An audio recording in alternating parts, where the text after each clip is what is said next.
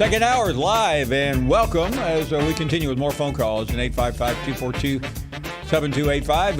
If you're just getting on board, you missed one of the better interviews of the football season. Stephen A. Smith stuck around and sat right here next to us for a couple of quality minutes, and hope you were able to hear it. Otherwise, maybe we can distribute that later for those who missed it. Let's get to the calls at 855-242-7285. And Mike is in Arizona. Hello, Mike. Hey, what's up, man? Hey there. How are you? Doing good, man.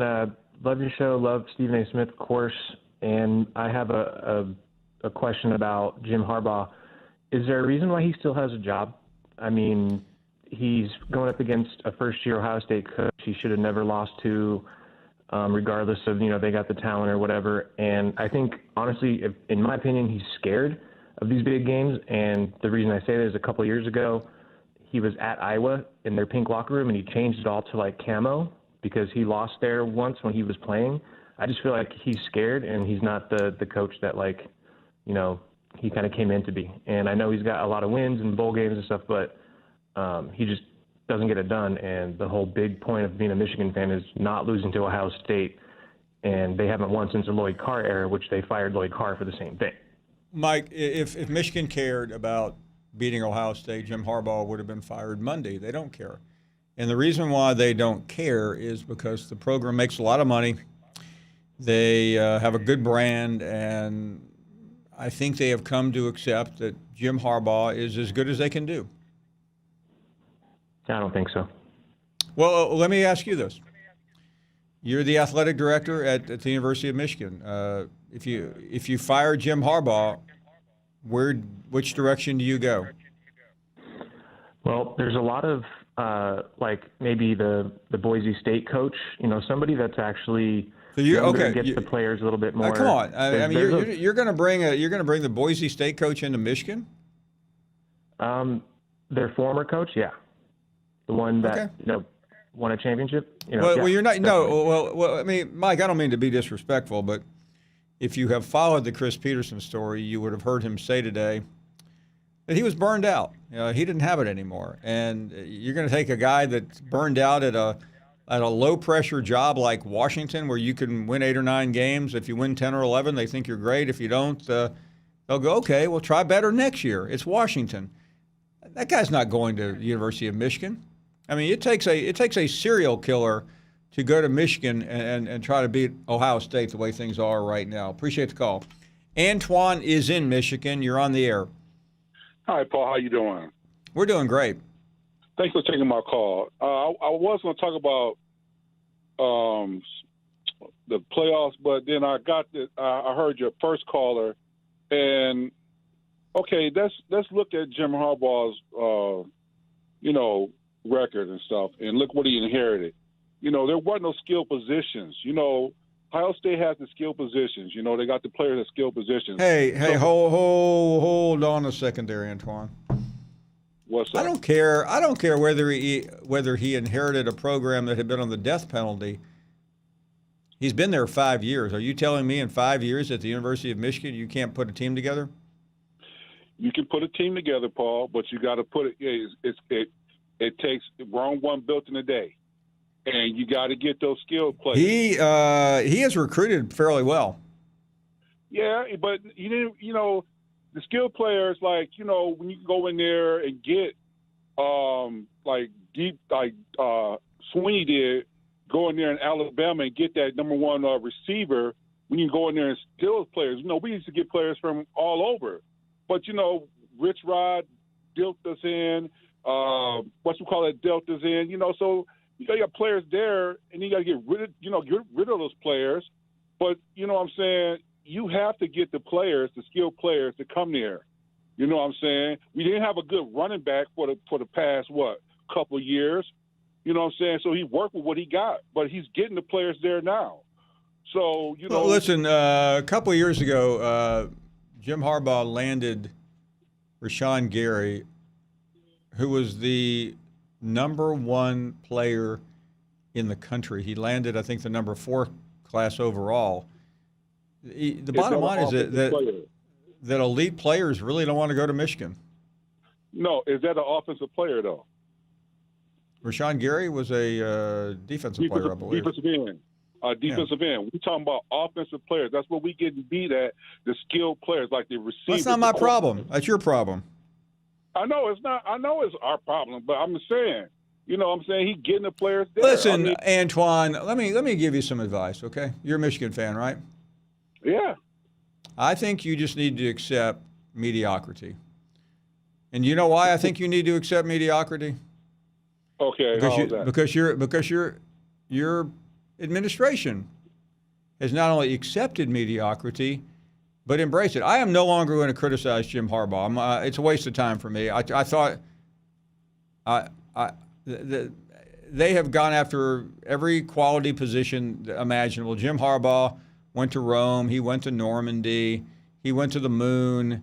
Come on. I mean, nobody commanded the stage and had more people panning after him to cover it for ESPN. Or I mean, that is just ridiculous for you to say what you're saying. Just accept the fact that elite players no longer want to go there. Okay. Okay, so who are you going to get? I don't listen. Antoine. You're not going to get anyone because Michigan is going to keep Jim Harbaugh. Okay. Now listen. Hold on a second. If I were the athletic director, he would have been fired Monday. But I'm not the athletic director. I'm a lowly talk show host. Who are you going to get though, Paul? I would be ready to hire someone. I mean, athletic directors' jobs are to raise money and hire and fire. And after the Wisconsin game, which I think was the second or third game of the year, I would have compiled a list. I would have compiled one after the Army game, and I would have already named one. Unless my guy was playing in a conference championship game. But who are you going to get? Since everybody wants to fire. Antoine, don't keep asking me the same question. Who are you going to get? You go out and you hire a big time coach. You want to say he wasn't no good? I'm just trying to tell you that your program is a loser, and you've accepted mediocrity. So just accept it.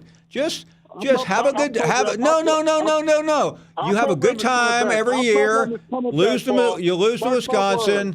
You'll lose to Notre Dame on the road. You'll beat them at home, and then you'll just get your backside blown off every time on that final Saturday. I mean, it's really not a big deal. Just accept it. You are Ohio State's. No, I better not say that. Look, we're going to get it's okay. It's okay to be, I don't know how to say this without getting fired. It's okay to, yeah, I mean, you're just not, I mean, quit trying to be elite, okay? Quit trying to be successful. No, you got to work. Be happy.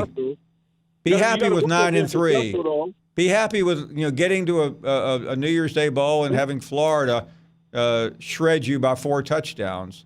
I bet you we beat the back off. We beat the hell out of Florida. Get out of here. Antoine, I just got through watching that game last year in Atlanta. Why don't you go back and watch it again, okay?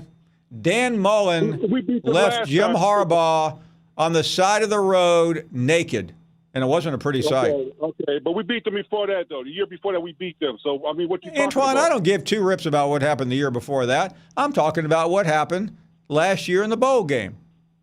Okay, last year. Repeat after me, Antoine. Antoine, do me a favor, okay? Will you just do me this one favor? Come on. Would you follow my lead here for 1 second?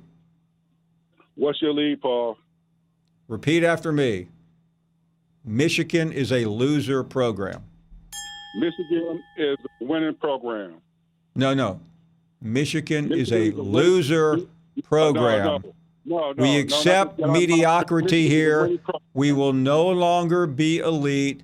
Jim Harbaugh is a good coach, but every year he will take his annual beating by Ohio State. By the way, we will be back. I cleaned that up for the family audience. I'm about to have you eat crow. You're not going to make me eat crow. We'll be back. How long do you think, if Jim Harbaugh is there for 15 years, the record will be 0-15 against Ohio State? Please, come on, Paul. You smoking dope. Well, I'm doing that, but I'm also spitting out the truth. We'll take a break. More to come. More of your phone calls at 855-242-7285. Paul, I have to ask you this. Alabama's loss in the Iron Bowl means there will be a new number 5 team. So who do you think the playoff selection committee will put in the place? Terry, I believe they will go with Utah. I mean, it's splitting hairs between Utah and Oklahoma, but it just seems like Utah has maybe one more data point in terms of teams they have played. For me, I would go with Oklahoma. I think Oklahoma would beat Utah. First of all, I'm not even sure Utah is going to get past Oregon Friday night in the Big 12 championship game. I just don't think they've really been tested. Remember, the SC game went sideways for them, and they're a really good team, but I don't think they belong in the playoffs. All right, and that's the Pac-12. How do we feel about them? Meanwhile, Ohio State, let's talk about this. And LSU are 1 and 2 respectively in the rankings, both playing in their championship games on Saturday. What are the chances with a loss that both or either would drop out of the top 4? I don't think either one has to win. I think Ohio State has done enough this year as the most complete team in college football to get in even with a loss, and I think the same identical thing can be said about LSU. It's so strange that this is the weekend we wait for, and quite frankly, neither team has to win, and if they lose, they'll still get in. Only in the college football playoff. Maybe we should expand it just to make sure more teams can lose and get in. I sense that you're not as excited as we are about championship week. Should we be excited? Well, Carrie, yes, it's interesting, but I think some of the drama went out with Alabama because if Alabama was going to possibly get in without playing in a conference championship game, they would been pitted against Utah and Oklahoma.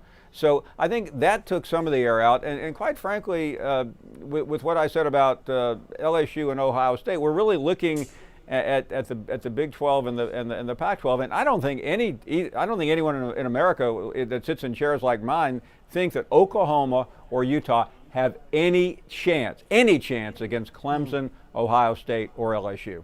You mentioned Clemson. Let's talk about that. What's the likelihood that they stay in the top 4 if they're upset by Virginia? The likelihood of them staying in if they got upset would be the same as me appearing on the cover of Cosmopolitan magazine without a shirt. I think there is a chance, Paul. There's a chance, but it's pretty much zero. It's infinitesimal to try to keep magazine sales up. I mean, they have no resume, Carrie, so they're not getting in with a loss. There's no chance. No chance. Paul, I think that you could easily be on the cover of any one of these magazines. You have more friends than I do, so give an old guy a shot. Welcome back. We are here on this Tuesday afternoon. A lot going on. Let's talk to Chris, who is in Tennessee. Hello, Chris. Paul, yesterday we talked about the horrible way Ole Miss fired Matt Luke. We agreed on that. Yes, we did. When Matt Luke was hired, the boys rejoiced and went into jubilation because he was very well liked. I think they have set the Ole Miss program back probably 2 or 3 years because kids like Plumlee and Ely, who are stars, Ely a 5-star, they are baseball prospects for the pros, and they will not stay probably in the football program.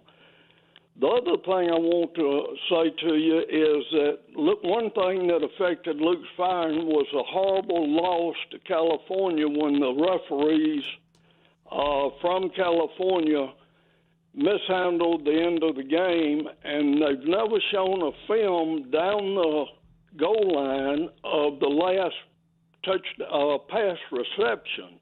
They said it was not a touchdown, but they haven't shown a replay of it, which ESPN and I Love You show over and over and over every game. I would like for you to petition the NCAA to make the referees from the West Coast release those films. Good question.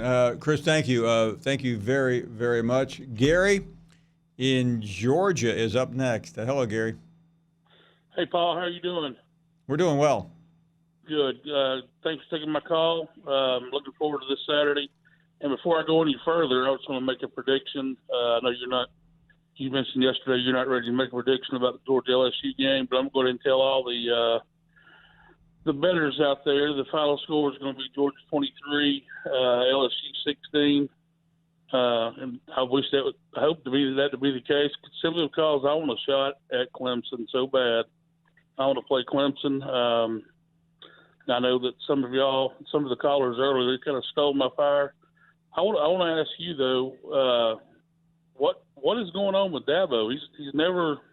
I've never known him to act like that or say things like that. What's going on with Dabo? I think Dabo's just frustrated because he wins a national championship and everyone just not only ignores his program but comes down on it. And I just think the other night it reached a boiling point. That's a rivalry game. Right. It should mean something, but let's be honest. I mean, Will Muschamp has done such a mediocre job at South Carolina that beating them even at Williams-Brice just didn't matter to anyone. Right, exactly. So I think he just went off saying, "Hey, by the way, I mean this team beat Georgia." I mean, I understood his argument. I think if he had done it in simplistic terms, but I mean he had to go Dabo on everyone, which right. I said what I said. And I just, I don't know. I mean, I'm sure you don't. You have to be, I guess, pretty equal, no matter what you have on your mind. But I don't know. I just, I get kind of tired of hearing the ACC talk about this and talk about that. And I was just telling my son here a little while ago, my dream would be for the ACC for a year to come over and play an SEC schedule, play 8 games, let them pick out the 4. Let each team. As long as you could pick out another SEC team to play, you do that for your 4 games, and we'll pick somebody for you to play. Listen, by the way, Gary, it wasn't that long ago that I thought the ACC was really trending in the right direction, but I'm not really sure, what happened. Miami imploded. North Carolina went backwards. Maybe coming back a little bit now. NC State had a couple of good years. Duke was good. I mean, this year, Louisville, everyone just crashed and burned this year. Exactly. I mean, I don't know. I think it was all the excitement over that new network. What's that now? I think it was all the excitement over the ACC network. People were distracted. Yeah, I guess so. I'm sitting here thinking, I was talking to my son about the championship, the ACC, and and just hear. Clemson and Virginia. I'm not knocking on Virginia, but they're not any kind of a league. Listen, Virginia has done a good job of rebuilding a program. I mean, they went to the Belk Bowl last year and just destroyed South Carolina. I mean, that impressed me. Right, exactly. But I just I don't know. I'm a fan of Dabo's. I think he's a good man, and he runs a unbelievable program, but for him to to get on there and talk like that. And one more thing, Paul, I'll hang up. During the course of the season, when you have Clemson with a schedule like they play, I wonder how many of their ones and even twos, see the fourth quarter. Not often. And I say that only to say that you got their ones that have probably played half of the season so far. And pretty much fresh-legged and uninjured. I know they probably got a couple guys banged up, but compared to a lot of teams, they're sitting pretty good. Yeah, no, I think your point about the SEC, Gary, is a really, really good one. Rick in California is on the air. Hello, Rick. Paul, thanks for taking my call. And let me answer the question of your last caller. Nobody's ever heard on Clemson. I said that in my last call. When do you ever hear of somebody on Clemson getting hurt? Because they don't play. They just don't have to play anybody. And the reason Dabo's upset is because they won their toughest game on the schedule, and nobody's giving them credit for it because their toughest game on the schedule is modern-day high school out here in Southern California. So, but listen, as far as the game, I wish you could go back and find my tapes because Rick, I remember what you said. Yeah, I said Jones would be a huge part of any championship run. The kicking game would kill Alabama. And after the Ole Miss game, the grease fire defense would end up costing Alabama as well. All 3 things happened. So it's a blessing in disguise. They didn't belong in the Final Four anyway. But I think Georgia could go on a run here. I think their defense is the best in the country. I can see them giving LSU all kinds of trouble. So I think a lot of people are sleeping on Kirby's team. I don't know what you think, but I mean, if somebody held a gun I agree to my with you head, on the I'm taking defense, Ohio but State. where are they going to get offensive production? Well, they can't throw the ball downfield. I mean, when was the last time Fromm threw a ball over 30 yards? It's insane that he has so far gone backwards since his freshman year. I don't know what the hell's happened. But I mean, I know the receivers aren't as good as what he had. Hey, listen, year, what's happened, Rick, is he doesn't have any receivers like he did. I know, and that's the scary part. I'm rooting for Georgia. I hope they run the table, but Ohio State looks awfully good, man. I mean, that's the best team I've seen so far, and they have just blown out everybody they played. So I don't know if you're going to put Utah in there or what, but I would not want to be Utah going into that game. And the last thing I'll ask you is, Alabama, if Oklahoma loses, do they match up Bama and Oklahoma? Well, probably not, because I mean, the pecking order is interesting at the moment. So Georgia would very likely get the Sugar Bowl bid, and then there would be a conversation about Orange and Cotton, and these are just theories right now, Rick. But team, right? If you're the Orange Bowl, who do you want? Do you want Florida, which has come off a great season, or you want Alabama, which sputtered to the end, and the enthusiasm level and the amount of players that will be available is going to be pretty thin? Yeah, I totally agree. I was just curious as to what your thoughts were. I mean, apparently we lost Rick, but we appreciate his call. Let's check out Ben in Jacksonville. Hello, Ben. How's it going, Paul? Paul? Yeah, hey there. Good afternoon. Yes, sir. I was just calling, asking about Tennessee's bowl projection. Everybody's kind of all over the board about it, and I was wondering what you thought. I'd really like to see them in the Gator Bowl playing Michigan. I live here. I already bought tickets, actually, to the Gator Bowl, so I was wondering what you thought about that. Listen, I am not a bowl expert. I think Tennessee will get one of those really good bowls down in Florida, so I think that's a really good possibility. I think after Auburn and the usual suspects, Georgia, Alabama, I think Tennessee would be the most attractive team. I mean, you try to match up. You try to match up, places where you'll get a fan base, and I mean, I've heard that obviously the Memphis Bowl wants Tennessee, but I think Tennessee can do better than that. Yes, sir. I agree. Also, I wanted to talk about the Carolina Panthers just fired Ron Rivera, and I think Tom Coughlin down here in Jacksonville ought to be giving him a phone call real quick so we can get rid of Doug Marrone. Yeah, let me say this. I've gotten to know Rivera a little bit, and I think Rivera will have the owner did him a favor. After Sunday's loss to the Redskins, their season was over. I mean, there was 5 games left, but nobody really was going to care.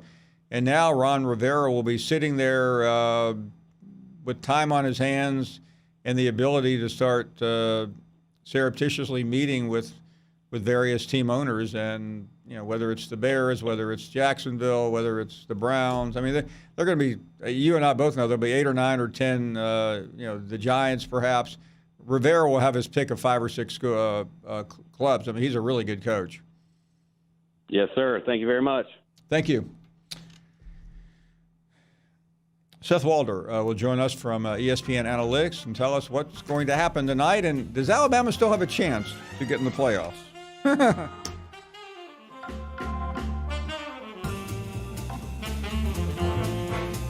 And always a staple of our Tuesday program, Seth Walder from ESPN Analytics, to give us somewhat of a preview of what is to come tonight. Seth, always great to have you on. So you caught a little bit of attention last week by saying Alabama could still get in with a loss. I guess that's over, right?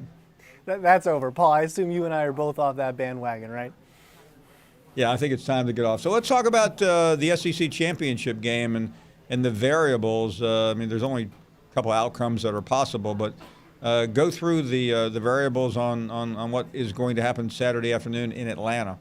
Well, I think the interesting thing when I look at our numbers is how close we think that this game is going to be. I mean, most people see LSU, of course, as being the better team, but and we agree with that. But we will say that we just think that Georgia, their defense is so much better than LSU's that they can almost make up the gap that LSU, the advantage that LSU has on offense. I think the key number to know here is that LSU, though Joe Burrow ranks 3rd in total QBR, Georgia ranks 3rd in total QBR allowed.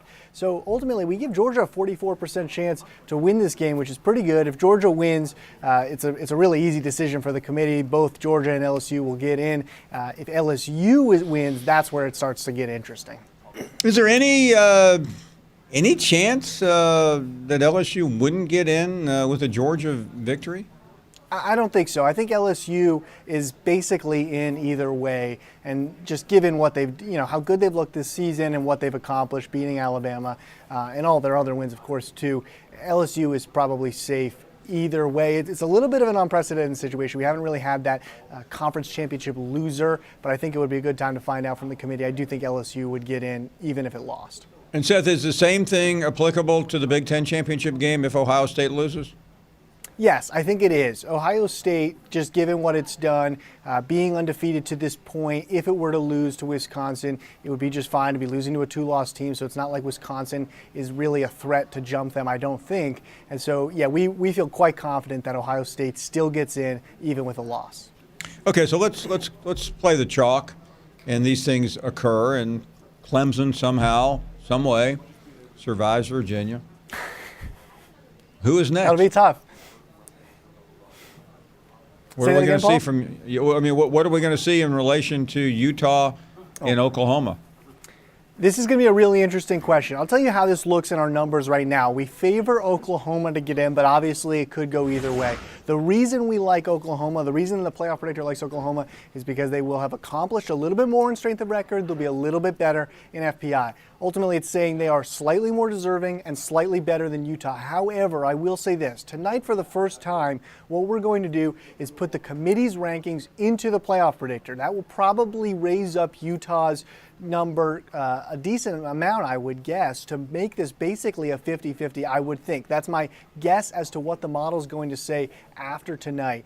Given that, I think a lot will come down to what these teams do in their conference championship game, the way that they play. That could make the difference here ultimately when it comes down to it. So let's look at a couple more variables. What if Baylor beats Oklahoma? If Baylor beats Oklahoma, Utah's probably in, but I do want to just say that we don't rule out the possibility of Baylor jumping Utah, getting in. Obviously, that would be a really strong win for Baylor. They would have beaten Oklahoma. They would have avenged their only loss, and you could make a case. We still think Utah's more likely. Don't get me wrong about that. I just don't want to completely rule out that possibility. Talking to Seth about the variables, Seth, I know there are a couple of things floating around. I'm sure you've considered them. I mean, if everyone loses, I mean, what are there other possibilities just go through it, that we start seeing just massive losses here? I guess Utah losing, Oklahoma losing, then what happens? Here's the I was playing around last night looking at what's the most bizarre scenario we can get to, right? So I think it's if LSU wins and then you have 4 upsets in the other games. At that point, you're going to have LSU is going to be in, Ohio State's going to be in, and then you're probably looking at 3 spots between Clemson, who our model would say doesn't really deserve it based on how easy their schedule is, Baylor, and Wisconsin, believe it or not, would maybe get it back into the conversation. But I do want to stress how unlikely this is. We simulate the season 20,000 times. That only happened 23 of those 20,000 times. So we really can't put a probability on it. Ultimately, on what we would project in that situation, it's a very unlikely scenario. I think it would be, that would be a real chaotic one for the committee. That's for sure. Yeah, I don't see it happening, but. Certainly fun to think about, isn't it? Yes, I like thinking about that one. Let's finally, before you go, let's talk about the FPI rankings. I'm not sure what it means at this point, but it is very interesting when you take a look at how it stacks up. I think, so what I think you're getting at probably is Alabama being number 3 in our FPI Yes. rankings. This is something our old friend John Hayes brought up on Twitter, and I've been hearing about it from college football fans over the last few days. The reason that Alabama is number 3, there's two things. Number one, FPI is forward-looking. It's not taking into account, or it's not saying exactly who did you beat and who did you lose. It's how good are you going forward. I think it's totally reasonable to say that at this point, without Tua, Alabama probably should slot behind LSU. But what I will say is this. I think that one really interesting thing at this moment is the committee at the top of their protocol, it says to identify the 4 best teams, right? And we know that they don't really do that, but this year is a perfect example. In both FPI and I asked Caesars for this, and in Vegas, there are at least 5 teams that are better than Utah and Oklahoma. In some order, that's Ohio State, LSU, Alabama, Clemson, and Georgia. So I do think that it is interesting when you think about it. I do think that it is reasonable to say Alabama is probably a better team than Utah at this point. Okay, the obvious question, why would we put Utah or Oklahoma in the playoffs?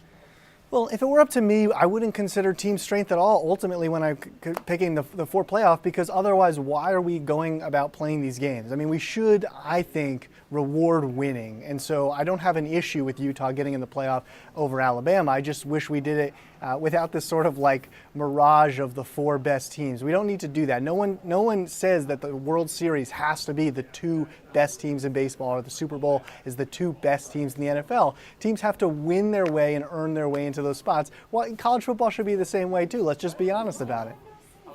But quickly, before you go, what's going to happen for number 1? What are the variables there? Yeah, Ohio State, I assume, will stay there, but I do think that LSU ought to be number 1. They do deserve it. They're 1 and 2 in strength of record, but what they've done is quite different. In order for Ohio State, taking a look at this. In order for Ohio State to have the same resume that LSU does in terms of difficulty of being undefeated, it would have to add a neutral site win over Georgia and have LSU not play another game to even get on LSU's level. So to me, LSU deserves that number 1 seed. I just wouldn't expect to see it tonight. Great stuff. Thank you very, very much. Good to have you on. We'll talk next week. Thanks, Paul. You got it. Great stuff. We'll take a break. More to come on this program, including your phone calls at 855-242-7285. Coach, have you ever seen anything like this one? No. And Paul, it was 10 league changes. And the most points we had given up in a ball game this year, I think, was in the 20s. And we give up 45 points Saturday. And, the same thing probably true about Alabama, because we score 48 and you don't score. I think that's the most points that's ever been scored against Nick. Yes, that is correct. Alabama. And it was a crazy game, but a great football game. And, the ebb and flow of the game from one side to the other. And Alabama's got a good football team. And, it was just as a classic, and one that people will remember forever. And that it changes the dynamics at Alabama, but it also changes the dynamics at Auburn, because we want to go to a good bowl game, and we deserve to go to a good bowl game. All you have to do is look at our resume. And from a standpoint, I know we lost 3 games, but that being said, we also beat some great football teams along the way, and it's an exciting football team, and one that deserves to go to, like I said, to a major bowl. Right now, he's got our program in as good a shape as it could possibly be in. And if we can recruit around the quarterback, we got a national championship caliber quarterback. And we're in good shape going forward as far as our football program is concerned. And Coach Malzahn is running the show, and and he deserves a lot more credit. But I don't, he's not the kind of guy that's going to go out and have a false face on and try to impress people and meet people and so on and so forth. He is what he is from a standpoint of personality, and he's not going to cater to all of the people that want to be catered to. Welcome back. Now it's time for Fansville, brought to you by Dr. Pepper. Well, we got another LSU-Georgia meeting in the championship game, the second most frequent, I'm guessing, behind Alabama and Florida. Georgia, third different school to reach 3 straight SEC games. Joe Burrow, game starts at 4.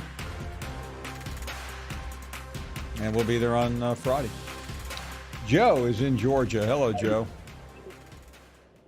Hey, Paul. Thanks for taking my call. Thank you. Hey, I'm a Georgia fan. Really excited about this weekend. Driving over to Atlanta. I'm not a delusional Georgia fan like one of my Florida friends thinks I am. I think that Georgia has got a great chance to win this weekend because I believe that defense still does win championships. Which brings me to my question. This morning I was watching McElroy, and they were going through the different scenarios if Georgia were to win, and he had Georgia and Georgia and LSU at 2 and 3. So I guess my question is that what? Do you see that happening? Do you see Georgia playing LSU and then turning around and playing them again in the next game? No, I don't. And whether they should or shouldn't, I really believe this committee will look at the Georgia loss to South Carolina and say, you know what, I know we've already gotten over that, but we're not going to get over it now. Right. Hey, again, a confluence of events could help them, but I mean, it would take a lot of people. I think Clemson would have to lose for that to be possible. Right. Hey, last question, switching gears on FSU. Why is that not one of the greatest jobs to take right now? I have zero respect for the ACC. Like most folks calling in to talk about their scheduling and stuff, but it just seems like the greatest place for a coach. It really should be a good job. I think it's just gotten stale, and it's like a beautiful house that hasn't been kept up. And I mean, I think right now, to me, reading the tea leaves, it looks like they've tried to bring in a big time coach. I know they've gone after several major coaches, big names. I don't think they've been able to get anyone. So I think Mike Norvell is their backup choice after they run out of major names. But yeah, I mean, I don't know what to say. I mean, I think Jimbo stayed too long.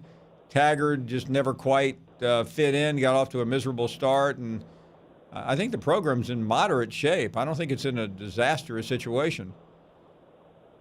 Well, it's just a great recruiting, state of Florida. And you think about the last time the ACC championship really meant anything. The last time the ACC really had 2 great schools, either FSU or Clemson, and obviously Florida State does play Florida, so they got that going for them. But anyway, I'll let you go, Paul. Go Dogs. Thanks for taking my call. Thank you very much. Really nice of you to call. Let's continue and check in with Ruth, who is in Tennessee. Hey, Ruth. Hi. I've got a question. What do you think about Butch Jones being at Alabama? He didn't do anything extra good for Tennessee, and I was wondering if they might want to move him away from Mr. Saban, because I think he might be jinxing them. Well, I mean, listen. What do you think? And have you had any other calls that he might not be doing anything good for Alabama?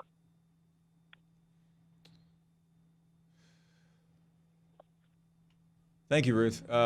First of all, since Butch Jones arrived at Alabama, Alabama has lost 3 games. Butch Jones is an analyst. He's not playing a major role in the operation, and even if he were, it wouldn't make a bit of difference. I think Butch is a good coach. Surprised his name has not been mentioned for more head coaching jobs. Great to have you on. Thank you very much. And Dennis is in South Carolina. Hello, Dennis. Hello, Paul. How you doing today, sir? We're doing great. Thank you. Outstanding. Love the show. Listen to it every day or view it. Check it out on TV when I can. You surely know how to stir the pot, sir. You and Stephen A., when y'all get together, to be sure, you know how to stir that pot good. I like to eat. I did have a comment for your listeners, also for you, too, Paul, your listeners. Statement here. Clemson would win the SEC East annually every year if it was in it. I don't think it'd be much of a problem running through Georgia or Florida every year. And I did have a question for you, Mr. Finebaum. Did you know Clemson is 11 out of its last 12 versus SEC opponents, including the monumental 44-16 beatdown it bestowed upon Bama last year? Yeah, I do know that, and you know why I know that? I'm glad you know a few things, Paul. It's been good listening to you. The reason I know that is every time a Clemson fan calls in, they feel they must say that. Listen, I am positive that we have as many Clemson fans watching and listening as almost any other fan base because they can't get enough of this. They can't get enough of all the attention that they get here because they don't really get any attention in the ACC because there's no interest in Clemson in the ACC because it's such a weak league. But thanks for watching, Clemson fans. I'm all in. Paul Finebaum is great. Paul Finebaum is great. Paul Finebaum is great.